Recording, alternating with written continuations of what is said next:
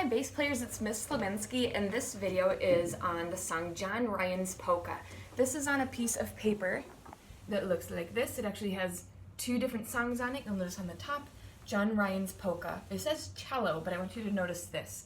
This is actually the melody part. So up on my top corner, I wrote cello / bass melody, okay?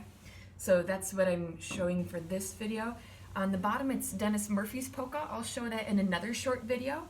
And then you may have noticed that on the back side of this, it has the same two songs, but the music looks different. This is really considered the bass line of the song. Or if you're playing this in a duet or with a group of people, this would be the part that the bass plays. Or even a cello might play this to be a second part, a harmony here. So again, this video right now is going to be on the melody. There's going to be a few notes that may be unfamiliar or just not very familiar yet if you're a fifth grader. So I also wanted to show you a helpful resource. And this is really good for any other songs that you might be trying out in the next few weeks. If you go online, 8notes.com, like the number 8notes.com, has a lot of free music there, and that'll be a really fun place to explore. You can even listen to music there, as well as get the actual music and learn how to play it. So, here is a helpful spot for you. There's a page that looks like this. It's page 47 of your book. Easy to find if you just go to the back part of your book, flip open the cover, okay, and then flip one page back, and here you are. This is a double bass fingering chart, and this shows all of the notes that you're probably going to run into in most of these songs, starting on your E string. Now here's what I want to show you, especially with these really probably most unfamiliar notes. What's going to be helpful to notice is, what does the note look like? I'm glad we got to do our blue belt stuff, because we've been talking about how high is the note. Is it a space note where it is between lines? Or is it a line note where there's a line through the middle, whether it's a short one or one of those long ones of the 5 lines on our staff? So that's a helpful thing to notice. All right, this one right here looks super low. I want you to notice the finger numbers on top. Okay, it says E string, it says 0 on top. How do you play this? Your big fat E string with no fingers stuck down, okay?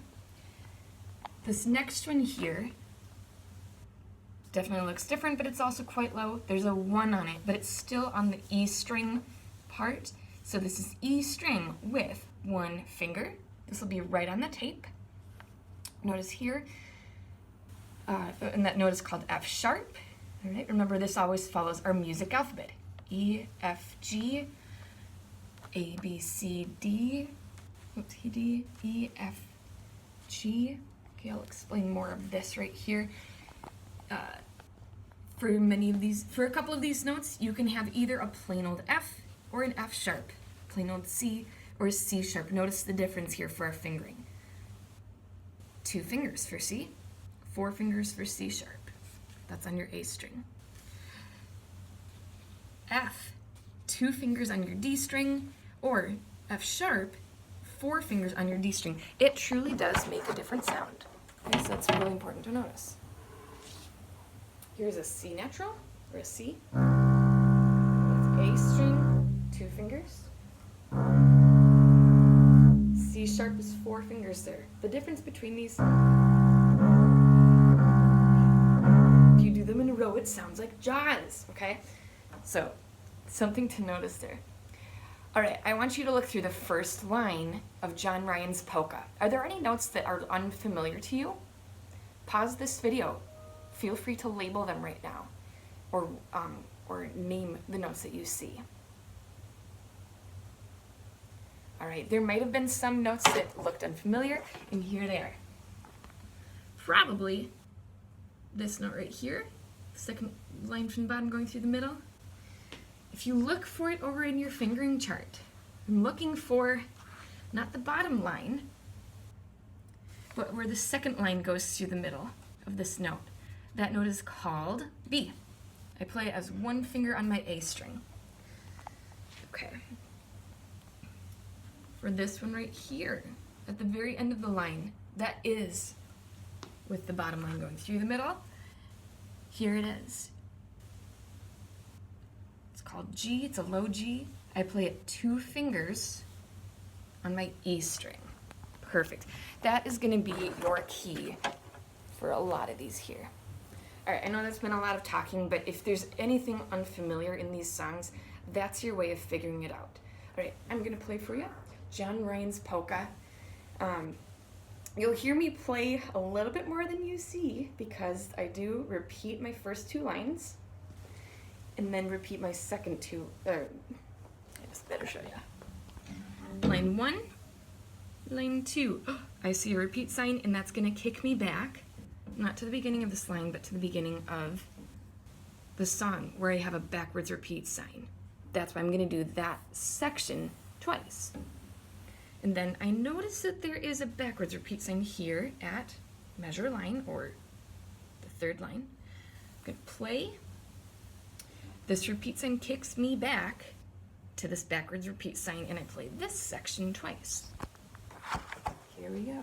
John Ryan's Polka. 1, 2, ready, go.